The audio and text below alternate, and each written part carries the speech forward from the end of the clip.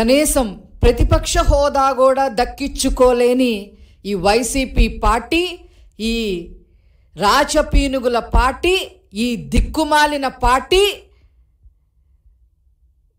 ప్రజలు చీకొట్టినా కూడా ఈరోజు వరదలొచ్చి విజయవాడ తదితర ప్రాంతాలన్నీ నీట మునిగి ప్రజలు అల్లాడుతుంటే ఇలాంటి సమయంలో చేతనైతే సహాయ చర్యలు చేయాల్సింది పోయి బురద రాజకీయాలు చేయడానికి తెగబడ్డారు. ఇదేనా మీ సంస్కృతి జగన్మోహన్ రెడ్డి? మీరు సబ్జెక్ట్ తెలియకుండా, ఎందుకు మునిగిపోయిందో కూడా తెలియకుండా, చంద్రబాబు గారు ఎందుకు మునిగిపోయిందో పదే పదే ప్రెస్ మీట్లు పెట్టి చెబుతున్నా దాన్ని కూడా ఆలకించకుండా మీ దారి మీరు ఏదో ఒకటి మాట్లాడేసి ఎప్పుడెప్పుడు లండన్ ఫ్లైట్ ఎక్కేద్దామా అనే ఆలోచనతో ఉంటే అది ప్రజలు గమనించుకోవట్లేదా అని చెప్పి ఈ సందర్భంగా నేను అడగదలుచుకున్నా. మీతో పాటు మీ కలుపు మొక్కలు, ముఖ్యంగా రోజా, సిగ్గు ఎగ్గు లేకుండా ఆమె గురించి మాట్లాడాలంటేనే నాకే చాలా చీదర పడుతుంది.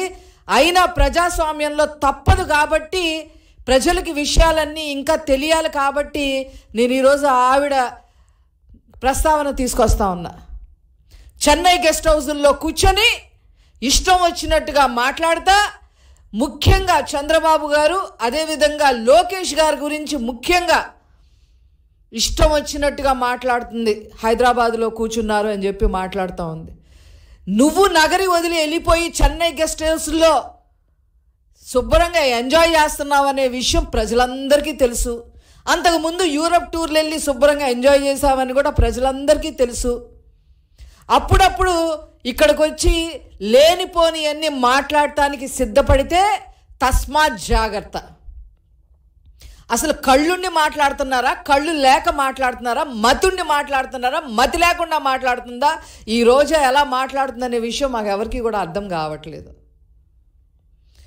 మోకాళ్ళ లోతు నీళ్లు వచ్చి ప్రజలు అల్లాడుతుంటే వాళ్ళ బాధని తన బాధగా చేసుకొని నారా చంద్రబాబు నాయుడు గారు కంటి నిండా కునుకు లేకుండా అహర్నిశలు కష్టపడుతూ ప్రజలకి నేనున్నాను అండగా అని భరోసానిస్తూ వాళ్ళకి తిండి దగ్గర నుంచి, వైద్యం దగ్గర నుంచి, సరుకుల దగ్గర నుంచి, వాళ్ళకి మానసికంగా భరోసానిచ్చే దగ్గర నుంచి, ఆ తర్వాత తీసుకోవాల్సిన చర్యలు, అక్కడ ఏదైనా ఫైర్ ఇంజిన్ ద్వారా మట్టి తీసేయడం దగ్గర నుంచి, గర్భిణీ స్త్రీలని తరలించడం దగ్గర నుంచి, చిన్న పిల్లల్ని కాపాడటం దగ్గర నుంచి,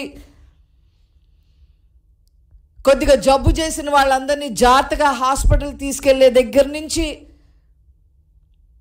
పునరావాస కేంద్రాలని నిరంతరం పర్యవేక్షణలో ఉంచుతూ అధికారులని అప్రమత్తం చేస్తూ, అట్లాగే నారా లోకేష్ గారు బుడమేరు గండ్లు పూడ్చడానికి విశ్వ ప్రయత్నం చేస్తూ అధికారుల్ని, అదేవిధంగా అక్కడున్న కాంట్రాక్టర్ని, ప్రజల్ని అందరినీ సమన్వయపరుస్తూ మరి 1 నెల 2 నెలల్లో జరగాల్సిన పనులని 2 రోజుల్లోనే పూర్తయ్యే విధంగా యుద్ధ ప్రాతిపదికన మరి నారా లోకేష్ గారు అక్కడ అహర్నిశలు కష్టపడుతూ ఉంటే నీ కళ్ళకి కనిపించట్లేదా అని చెప్పి ఈ సందర్భంగా రోజా నేను అడగదలుచుకున్నా. సిగ్గుందా మీకు? అసలు శవరాజకీయాలు చేస్తారా? అక్కడున్న ప్రజలే మిమ్మల్ని చీకొట్టారు. వరదల్లో మునిగి తేలిన ప్రజలే మిమ్మల్ని చీకొట్టారు. అయినా మీకు బుద్ధి రాల. అసలు ఈవిడ ఏంటి, ఈవిడ చరిత్ర ఏంటి, ఈవిడ దేనికి మాట్లాడుతుంది, ఈవిడకున్న అర్హత ఏంటి? ఈ రోజాకి నీకున్న అర్హతలు ఏంటో నేను చెప్పనా? ఏపీఐసిసి చైర్మన్గా ఉంటూ కృష్ణపట్నం దగ్గర 11,000 ఎకరాలలో 2,000 ఎకరాలు 2,000కు పైన లావాదేవీలు జరిగితే నీ వాటా ఎంత తీసుకున్నావో ప్రజలందరికీ కూడా తెలుసు అని చెప్పి ఈ సందర్భంగా చెప్తున్నా. నువ్వు వరద బాధితుల గురించి, ముఖ్యంగా నారా లోకేష్ గారి గురించి మాట్లాడుతుంటే దయ్యాలు వేదాలు వల్లిస్తున్నట్టుగా ఉంది. అదేవిధంగా ఏపీ టూరిజం మినిస్టర్గా మీరు ఎన్ని దందాలు చేశారో ప్రజలందరికీ తెలుసు. సీఎంఓలో ఒక ప్రముఖ అధికారి మేనల్లుణ్ణి అక్కున చేర్చుకుని అర్హత లేకపోయినా ఆర్టీసీలో పనిచేసే వ్యక్తిని అర్హత లేకపోయినా రాయలసీమకి డివిజనల్ మేనేజర్గా చేసి అతని ద్వారా తిరుమలలో ఎన్ని దందాలు చేశారో ప్రజలందరికీ తెలుసు అని చెప్పి ఈ సందర్భంగా తెలియజేస్తున్నా. మీరా మాట్లాడేది నారా లోకేష్ గారి గురించి, చంద్రబాబు గారి గురించి? అక్కడ దాకా ఎందుకు?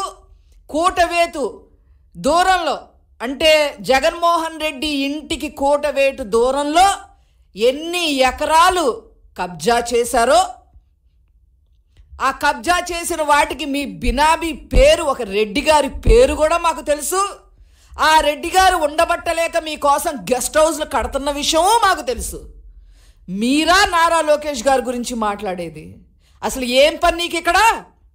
మంగళగిరి నియోజకవర్గంలో జగన్మోహన్ రెడ్డి గారి ఇంటి పక్కన నూతక్కిలో ఎన్ని ఎకరాలు భూమి దందా చేశావు? అసలు నీకేం పని ఇక్కడ?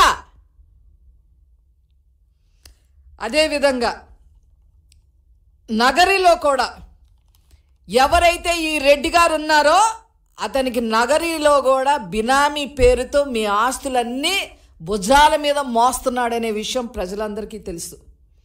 అదేవిధంగా ఏపీఐసీసీ చైర్మన్గా ఉండగా కోట్ల రూపాయలు ఫర్నిచర్ కొనుగోలు చేసి ఒక అతని చేత కొనిపించి అతనికి కరెంటుకి సంబంధించిన కరెంట్ లైన్ కాంట్రాక్ట్లు ఇచ్చిన విషయం కూడా ప్రజలందరికీ తెలుసు అని చెప్పి ఈ సందర్భంగా నేను మనవి చేస్తా ఉన్నా. అంతేకాకుండా ఎక్కడెక్కడమ్మా ఇళ్ళు మీకు? అడయార్ దగ్గర నుంచి, చెన్నైలో అడయార్ దగ్గర నుంచి, నగరి దగ్గర నుంచి, హైదరాబాద్ దగ్గర నుంచి, బెంగళూరు దగ్గర నుంచి ఇన్ని విల్లాలు కట్టుకొని ఈరోజు ఏ విల్లాలో కూర్చొని ఈ విషయాలన్నీ మాట్లాడుతున్నావు, ఈ దిక్కుమాలిన విషయాలన్నీ మాట్లాడుతున్నావో మాకు అర్థం కావట్లా. అదేవిధంగా పోనీ ఇంటి బయట దందా చేసావు, కాన్స్టిట్యున్సీ నియోజకవర్గ బయట చేసావు అనుకుంటే సరే, చేసావు, సరే, నీ బుద్ధి అలాంటిది. నియోజకవర్గ ప్రజలనైనా ఏమన్నా వదిలిపెట్టావా? నీ అన్నదమ్ములు ఇద్దరిని పక్కన పెట్టుకొని వాళ్ళ నియోజకవర్గం మొత్తం వాళ్ళకి అప్పచెప్పి నియోజకవర్గ ప్రజల్ని, నగరీ నియోజకవర్గ ప్రజల్ని ఎంత నాశనం చేశావో అక్కడ ప్రజల్ని అడిగితే చెప్తా ఉంటారు.